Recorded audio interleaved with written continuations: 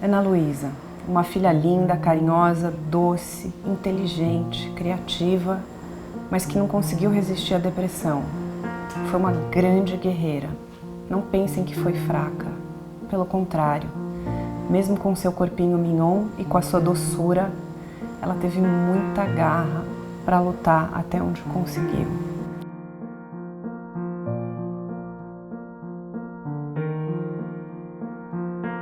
Bom, Ana, em primeiro lugar eu queria te agradecer demais por ter vindo até São Paulo e conversar com a Mar sobre um tema tão importante, dois temas que servem de alerta, que é a depressão e o suicídio. Primeiro, quero pedir licença para entrar na tua história. Enfim, só posso te agradecer por estar aqui hoje, compartilhando com a gente. Eu que agradeço a oportunidade, a abertura de estar falando sobre esses temas. São difíceis, mas a gente tem que falar por quem não tem coragem de se expor. A sua filha única, Ana Luísa, ela conviveu anos com a depressão. Eu queria que você me contasse quais foram os primeiros sinais que ela teve e quais medidas você tomou na época. Então, pra gente, a gente não teve ela estava em depressão. A princípio, a gente imaginou que pudesse ser algo físico, talvez um cardíaco, porque ela era bem magrinha, pequenininha, e a gente via o coração dela mesmo mexer assim de uma forma que assustava. Então, eu levei ela a um cardiologista, ele fez os exames e deu tudo negativo, e daí a gente começou a levar em outros médicos, né? Aí eu levei no psiquiatra, pensando, deve ser a pressão desses trabalhos finais da faculdade, porque ela era muito perfeccionista, exigia muito dela mesma. E daí ele também achou que era isso, numa conversa com ela. Então ele passou um ansiolítico, um remedinho para ela ficar mais tranquila, e passou esse final de ano, ela se formou, só que os sintomas continuaram. Foi piorando, foi quando ela começou a se automutilar, e a gente descobriu, né, porque eles escondem quem faz isso, e a gente levou num outro psiquiatra. Ela topou de ir, que também é uma coisa que hoje eu sei que tem pessoas que sofrem de depressão e que não querem E ir, também né, tem no outra coisa, médico. até ter uma sinergia com a pessoa que está tratando você, até você Sim, conseguir se abrir psicólogo, e ter principalmente. essa liga com o profissional. Exatamente. No caso da Ana Luísa, foram 4 anos, né, essa luta Na dela. busca, né? E nessa busca, ela passou por uns 5 psicólogos até ela chegar nessa última. Que ela gostava. Que ela gostou e que ela falou, é essa. Né? E ficou até partir. Quando ela finalmente conseguiu se abrir com uma psicóloga, que foi essa última, vocês descobriram que ela tinha um trauma, que ela passou anos carregando e voltou à tona 10 anos depois, desencadeando a depressão. Praticamente 10 anos depois. Então, todos esses sintomas que ela tinha, na verdade, era um transtorno pós-traumático, mas que ele foi vir à tona 10 anos depois. Por quê? Nós achávamos que era por causa do TCC e, na verdade, ela estava com um namorado mais sério, né? Então, provavelmente, nessa época, ele quis ter uma intimidade maior, foi quando ela entrou num pânico. Então, todos os sintomas dela eram de pânico, de uma síndrome de pânico, que ele acompanhou esses 4 anos de vida dela, foi super companheiro, super compreensivo, mas ela entrou nesse pânico e foi quando ela se lembrou de tudo que ela tinha vivido, porque na verdade ela tinha meio que apagado isso, né, da vida dela. Esse é um tema que a gente vai tratar muito sério. O que aconteceu quando ela tinha 10 anos? Ela passou por um abuso sexual na escola que ela estudava, né? E a gente nunca imaginou, quando ela se abriu com a psicóloga, ela pediu para a psicóloga chamar eu e o pai dela, e contar, e que a psicóloga tinha permissão de, assim, o que a gente quisesse perguntar, poderia perguntar. A princípio, para a gente foi um choque, né? Porque quando ela tinha 10 anos, vocês não tinham ideia que isso estava acontecendo? Não, e não tivemos. E daí a gente faz porque foi tudo muito rápido, né, Mariana? Quando ela contou para a psicóloga, isso foi em dezembro, e ela veio a falecer em julho. Então, assim, foram 6 meses, e nesses 6 meses que ela se abriu e que ela reviveu tudo isso, ela teve uma piora muito grande, porque ela teve que reviver todo esse trauma dela, né? Então, na verdade, ao invés dela melhorar, ela teve uma piora, então teve que tomar mais remédio, a psicóloga fazia um trabalho junto com psiquiatra, né? E para a gente também viver tudo isso ao lado dela, você vê sua filha sofrendo da forma que sofreu, por tudo que ela viveu, e daí você se imaginar, eu não tive muito tempo de voltar atrás, mas depois fazendo uma retrospectiva, ela aos 10 anos, ela era uma menina assim que ela tinha um tamanho de um 7, porque ela sempre foi pequenininha, magrinha, e daí o que eu vejo? Ela mudou a forma de se vestir nessa época, daí ela começou a usar umas roupas mais masculinas, mas ela sempre gostou de moda, foi até a faculdade que ela escolheu em se formar. Então, assim, é o começo dessa pré-adolescência, então eu imaginei que era a forma que ela estava impondo o estilo dela. Pelo que eu entendi, os abusos se davam nos banheiros do colégio durante a aula de educação física. E mesmo assim ela ficou com medo, né, de contar. Pelo que a gente deduz, sim. E dos fatores que ela ficou é que ela chorava que não queria fazer educação física. Daí ela falava que tinha dor de cabeça, que ela passava mal, ela falava que ela não queria fazer.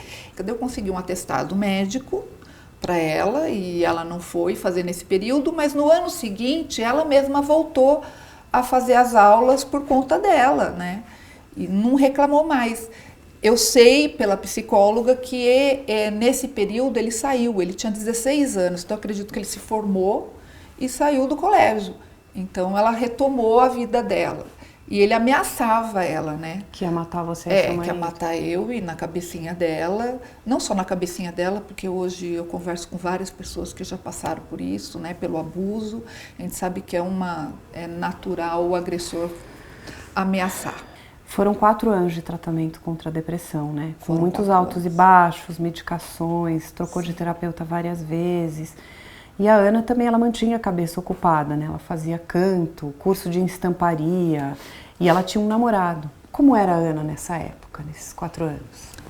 Eram altos e baixos mesmo, né? Sim, tinha dia que ela não estava bem, que ela não queria sair do quarto dela, a gente respeitava, mas por ela se automutilar, né? Eu tinha medo dela, às vezes, automutilação, Mariana, o que eu aprendi nesse tempo, nos relatos que eu recebo, a pessoa não se automutila querendo se suicidar. Automutilação é diferente de corte para você tentar se matar. Então ela se automutila para sentir aquela dor e aliviar a dor que ela sente na alma dela. Então eu não dormia às vezes à noite nesse período de 4 anos, meu sono já é leve por si só, mas assim, se eu escutasse qualquer barulhinho no quarto dela, que às vezes nem era dela, eu moro em apartamento, às vezes podia ser até do vizinho de cima, eu já pulava, já estava dentro do quarto dela, de medo dela estar se cortando. A terapia ajudou muito, foi uma coisa assim que ela deixou de fazer por muito tempo já no período final da vida dela, porque existem tratamentos, existem outros modos de você conseguir aliviar essa dor, né? O namorado dela me ajudava muito, mandava mensagem para mim pelo inbox do Face. Como que tá a Aninha hoje? Eu falei, nossa, ela acordou super bem, já foi para aula, já foi fazer alguma coisa, já estava fazendo alguma coisa em casa. E ele falava assim, não, fica de olho que ela não tá bem, ela tá disfarçando para não deixar você triste. Porque a pessoa que tem depressão, a família toda é arrastada nisso, né? Então, se ela tá mal, você como mãe vai ficar mal também naquele dia. Você não trabalha bem, a sua cabeça tá ali dentro de casa, tá do lado dela, né? Nos últimos 2 anos da Ana, você já não deixava ela sozinha mais, né? A gente inventava histórias para ela. Porque senão a pessoa também se acha que que ela tá assim, que é uma carga para você. Então, em casa, a gente, às vezes, a minha irmã, que é minha sócia e que é bem mais nova, que ela tinha como se fosse uma irmã mais velha dela, ia para casa, falava que ia estar trabalhando pelo computador da minha casa, que era mais fácil, ela não estava funcionando, alguma coisa assim, para mim poder sair, né? E ficar mais de olho. Ou, como ela tinha o sobrinho novinho, a gente levava ela para casa da minha mãe e falava, vai, fica com a vovó, para ajudar a vovó a olhar, porque, né, hoje a vovó está mais cansada, não está muito bem. Então ela não sabia, mas a gente inventava 500 histórias para ela não achar que era ela que estava atrapalhando, que era por causa dela. Você já tinha consciência nessa época que o suicídio era um risco? Sempre. Ela falava sobre isso? Sempre. Às vezes eu falava assim, não sei o que de sonho e alguma coisa assim para o futuro, ela falava, eu não vou estar aqui. Então ela sempre deixou muito claro, e o psiquiatra dela também sempre deixou muito claro para a gente que ela podia cometer o suicídio a qualquer momento, principalmente nos 2 anos, nos 2 últimos anos dela. Já faz mais de 3 anos que a Ana se foi. Sim. Queria que você contasse como é que foi esse período, a notícia do suicídio, como é que você lidou e lida com esse luto. Bom, no dia da notícia eu tinha deixado ela na casa da minha mãe exatamente com essa desculpa, que ela ia ficar cuidando do meu sobrinho. Priminho, né, que ela adorava. Eu esperei ela entrar no condomínio e era numa outra cidade, e eu estava lá arrumando o evento e meu marido ligou e falou: cadê a Ana Luísa? E eu falei: tá na minha mãe. Ele falou: não tá. Eu liguei lá, ela nem chegou lá. Falei: como não chegou? Né? Isso já fazia umas 2 horas e pouco que eu tinha deixado ela lá. Bom, na hora parece assim que caiu um balde assim na minha cabeça, assim, mas era um balde de paz. De paz, uma sensação assim que até hoje eu nunca senti nada igual. E eu sabia que ela já tinha ido. Eu tinha essa certeza nesse momento, né? Daí eu virei para minha irmã e falei assim: olha, eu tô indo para casa da mãe, porque a Ana Luísa sumiu, e você cuida de tudo aí, porque eu acredito que ela se foi. E nesse período eu liguei para um amigo nosso, que é capitão, que é comandante lá da PM na região, e ele conhecia ela, me conhecia, eu peguei e passei a descrição da roupa que ela estava, como ela estava, e ela nunca tinha me falado como ela ia tirar a vida dela, mas naquele momento eu passei para ele até onde ela poderia estar. Então assim, a gente encarou, foi tudo muito rápido, né? Porque a gente já vivia esses 4 anos de uma forma assim que não dá para explicar. Meio de Você saber que pode perder sua filha e sua filha com saúde, né? O depressivo, ele não quer morrer, né, Mariana? É isso que a gente tem que falar. A pessoa que tenta o suicídio não é que ela quer morrer, ela quer aliviar essa dor da alma, né? Da alma, mas ela quer viver. Minha filha tinha planos, né? Ela fez faculdade porque ela quis. Ela fez outros cursos, ela estava com plano de abrir o negócio dela, plano de casar. Depois de uns 2 anos, ela falava: eu não vou casar agora. Ao mesmo tempo que ela virava e falava assim: eu não vou estar aqui, eu não vou ter filhos. Então, assim, ao mesmo tempo que ela preparava que ela podia partir a qualquer momento, ela também tinha planos, ela tinha sonhos. Então, é uma coisa assim, viver, a família que vive do lado de uma pessoa que tem depressão é muito complicado. Porque você não sabe, você tem que ter, eu acho assim, que Deus nos preparou de uma forma assim, que eu agradeço muito, eu tenho muita fé, porque é difícil.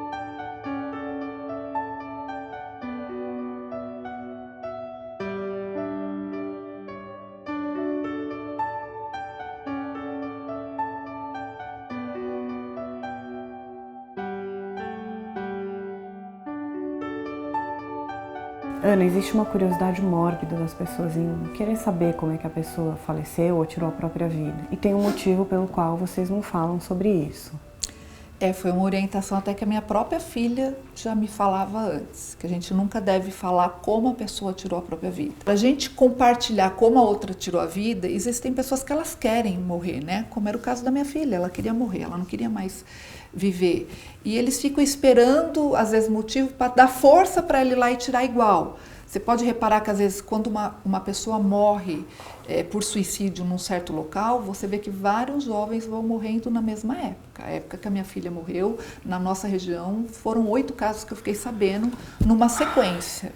Às vezes, colégio. Então, às vezes, as pessoas até escondem que a pessoa morreu por suicídio, talvez até por esse motivo. Não é nem por vergonha que alguém, ou pelo preconceito que alguém tirou a vida, né? Porque um outro motivo também, Mariana, é as pessoas falarem que quem tira a vida ou quem tem depressão é falta de fé. Falar: busca Deus que você não vai ter mais depressão. Busca Deus. Eu sou uma pessoa que tenho fé e sei que a minha filha tem essa consciência, ela tinha fé.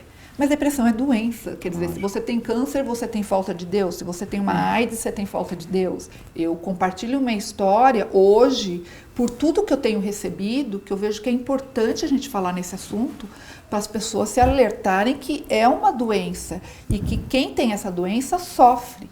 Porque principalmente o adolescente, ele tem depressão, os pais pensam que é uma preguiça, mas é que a depressão é uma doença que ela tira toda a energia da pessoa. E além dela ter essa depressão, seja pelo motivo que for, ela ainda sofre bullying dentro da casa dela. E que isso agrava. A mãe, o pai não aceita que aquilo é uma depressão e que a depressão é uma doença. Isso é muito sério, né? A pessoa não consegue falar que passou por um abuso e quando ela vai e se abre, a família não acredita ou não quer acreditar. Eu achava tudo isso tão distante, isso para mim nem existia, né? E no fim convivi com várias coisas que a gente tem tabu de falar e que, pelos relatos que eu recebo, são tudo muito próximos. É que as pessoas não conseguem se abrir. Quando elas conseguem se abrir, ou seja, para falar que está com depressão, ou que passou por algum trauma, já é um início de uma cura. Então, eu sempre falo, as pessoas às vezes me procuram no inbox, você vai me ajudar? Não, eu não vou te ajudar, eu vou escutar a sua história, posso até te aconselhar, mas primeira coisa, procura um psiquiatra, procura um psicólogo, porque tem que ser tratado por médicos, por profissionais capacitados. Eu não tenho capacidade para isso. O primeiro passo é você acolher e mostrar que acredita que o que ela está te falando está doendo nela. E o segundo é orientar para procurar um psicólogo, um psiquiatra. E é um alerta também para o poder público, porque é uma doença muito cara, Mariana. Então, assim, quem não tem condições... Não fica deprimido. Como que ela vai... Entendeu? Se você vai num psicólogo e não se dá bem com ele, a medicação, às vezes você toma uma semana, aquela medicação tem que ir pro lixo, porque seu organismo é único também. E você tem que comprar tudo de novo. Brincando, aí você vai gastar 3, 4 mil reais por mês se você for entre terapia e entre medicação, é disso para mais. Então, como que você vai fazer na rede pública? Então, fica um alerta. Eu acho que todo mundo merece ter acesso aos medicamentos, a bons profissionais, porque o suicídio é uma causa que hoje mais está matando, né? Uma das causas que mais matam no mundo.